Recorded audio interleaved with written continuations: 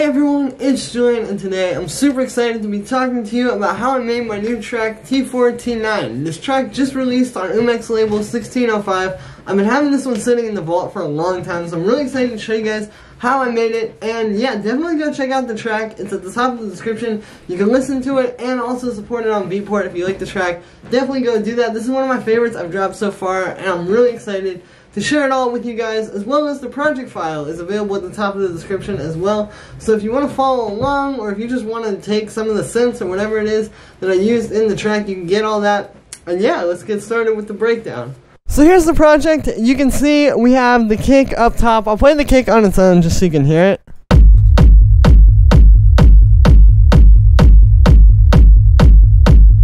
Yeah, just like, you know, my standard sort of just really fat rumble kick like this with a few secrets of my own in there, hence why I bounced it out. Then we have the percussion.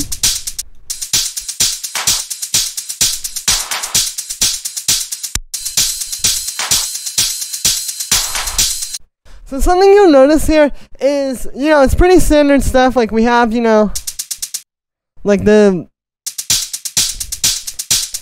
normal hi-hats like you would have, but then there's some other stuff in here because you can hear, of course, you know, there's like a little clap.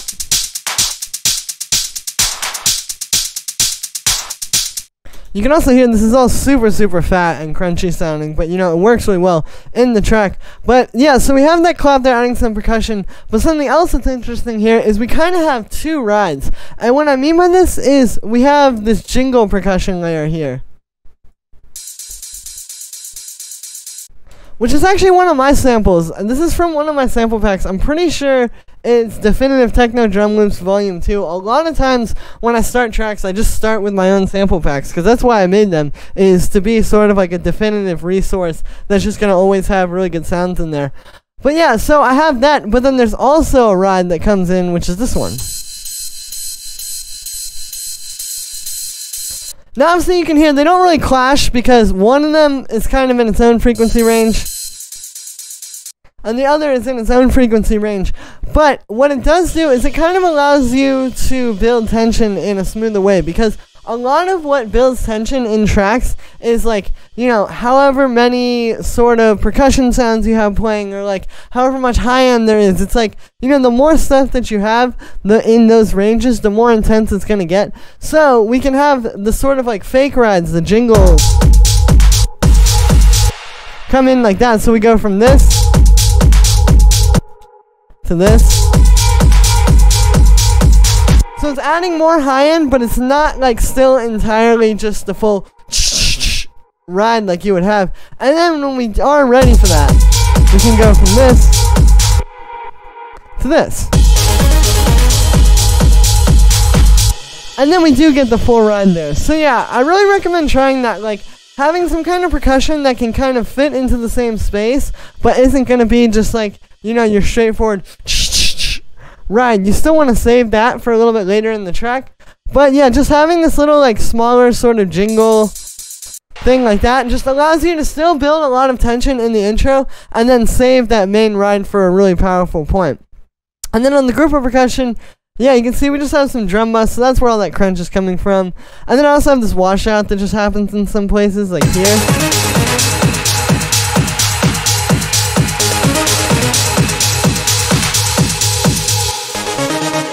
And it also happens over here. It's just like a nice way to kind of make this disappear. And yeah, then we have the main lead, which sounds like this with everything put together.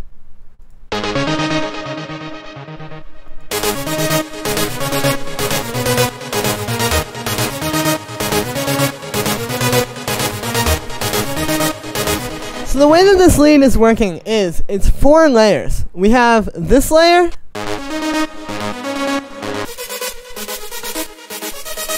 together with this one, and those two are playing like the full lead, which I'll talk about the MIDI in a second. But you can see, yeah, those two come together and you get this one kind of like is like the body of the sound, and this one is like the big fat, you know, super wide, super soft sound. And then you put those together and you get a really fat sound. Now, on top of that, what we have is we have the third and fourth layer, which one of them is just playing the high notes.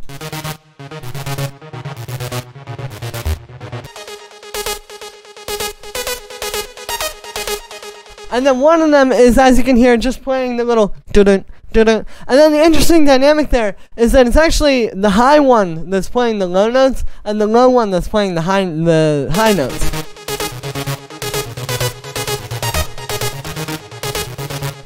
So you're getting that happening underneath this main lead. And I'll show you the difference that this makes if I turn off. So I'll turn off these two. This is just the first two layers. And then with the extra layers.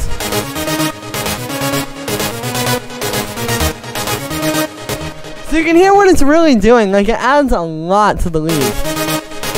And it just makes it more dynamic because you're kind of getting like some call and response now between these two layers, while still just having this like pretty regular fat synth riff happening. So I really recommend trying this. I actually learned this from a Kashmir tutorial, I think it was. It's like one of the ones that he did. I think it was like the tutorials of Dharma or something like that.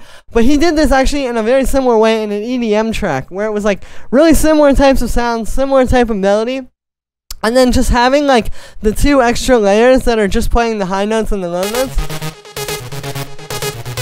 Yeah, it just brings the whole thing to life. And like, I noticed that with this track is like, you know, when you play like a track that has like a more standard lead, and then you play this one right after, this one really stands out, and it really feels like you might not even notice what's happening. I mean, to be honest, if I was hearing this and I didn't watch this video and I wasn't the one who made this track, I would probably just think it was like one or two really fat leads. But yeah, you just kind of see like how those extra layers really bring it to life. And then in terms of the notes, so yeah, I'll talk about the actual pattern. The way this pattern is written is it's walking down this G sharp minor scale. That's the key we're in, is G sharp minor.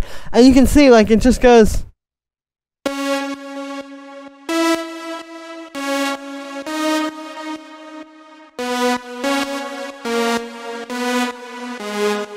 Like, it's literally just the fourth and the fifth, minor third and the fourth, ninth and then minor third, and then root note, ninth, and then the fifth there. So it's like, I'm just kind of walking down the scale there, but it creates a really, like, simple and catchy melody. And I'm not the only one in techno either to think to do this. But yeah, I recommend you try that because it's just like a really simple way to walk down the scale and make a pretty catchy melody. I'll also show you the synth patches here, and these are all with Serum. I do use Serum a lot, like when I'm making my tracks. I use just Ableton stuff in the videos, and a lot of my effects are just Ableton stuff. But as you can see, yeah, I use Serum a ton. I'm pretty sure this was like this one preset that I took from the, yeah, this is from the Kraken. Hey, shout out to Zen World. This is a preset pack that we made together last year, I think it was. And this is one of those presets, but I changed it a ton. So you can see, yeah, it's just like a super saw sound. The technique here is we have two saw waves, so they're very similar waveforms, but then one has a bit of pulse width modulation, so it's like not quite exactly the same. These are what the effects look like. Then we have like this high one. So that one's got, yeah, same deal, just two saw waves, detuned, got some chorus and stuff. And then for these two synth patches, so this one is, you can see still pretty similar stuff. You know, really these are all going to be made with saw waves and square waves. And then it's just kind of like, you know, how you use them for each one. And then with this one, same deal, except this one has this pulse wave, because it's like a square wave, but with a ton of pulse width modulation. And yeah, and then I have those all going through a bit of processing together as well. I like to do this, you know, when you're working with this kind of thing where it's going to be 4 layers, something to just tie them all together and make them sound really together is going to be important. So you can see, yeah, I just have a bit of saturation to do this. And that's really all it takes. This other stuff here is really just like sort of being automated. This EQ isn't actually doing anything. But you can see, like, yeah, we have the auto pan, which is just to kind of give us as if it's being sidechained, which, interestingly enough, only comes on in here, actually. That also adds a bit of depth to it, though, because now you're getting the rhythm of the leads that but you're also getting like the quarter note pulse with it. So that actually is adding, it's not just like, you know, to make it fit with the kick, it's also giving it some rhythm that brings it to life. We have this low pass filter, which just kind of like makes things go up and down throughout the track. And then the washout, which is just for the end of the break.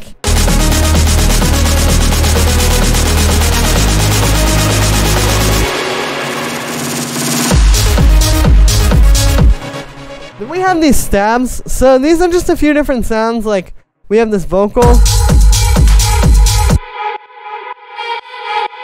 which is one of the Cashmere vocals. I'm pretty sure I reversed it though. Then we just have like the bass stabs, which you can see, this one's made with operator. So this one is just like a bit of FM stuff. You can see, yeah, it's just 3 sine waves here. I have a bit of automation on one of these too. And yeah, you can see it just automates to go down. And then that's just going into a low pass with an envelope, bit of a shaper, and then some reverb, and then drum bus. And yeah, it's a pretty simple sound to make. It's just one of those nice like bass stabs. And then for this one, it's just made with a sample. So this is... And I like using samples for these. This is from actually a Deep House sample pack, Vengeance Essential Deep House 2. And it's just really great to get these kind of like, you know, it's sort of like a donk bass, quote unquote. Like it's almost more like a deep house bass, but you can hear it's just super fat and it works really well.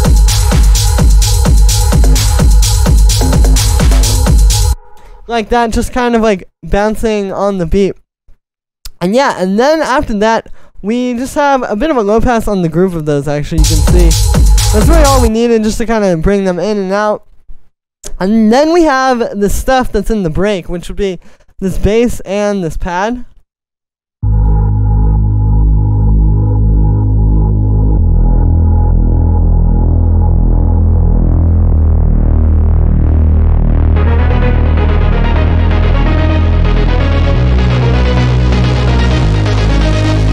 So there's the bass line. It's a pretty simple bass line. It's just some G sharp minor stuff. You can see we got G sharp, minor third.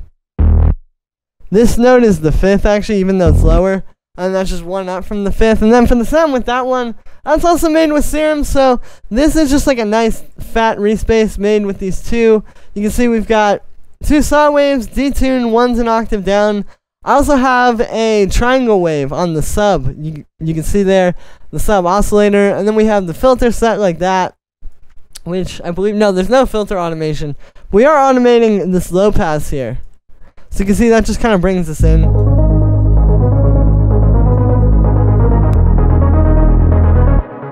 And yeah, then the pad. And so the way this is made is I actually took a pad sample and I put it into a granular synth. So what's happening is it's playing the sample back, but it's bouncing all around. You can see like that yellow line that keeps forming.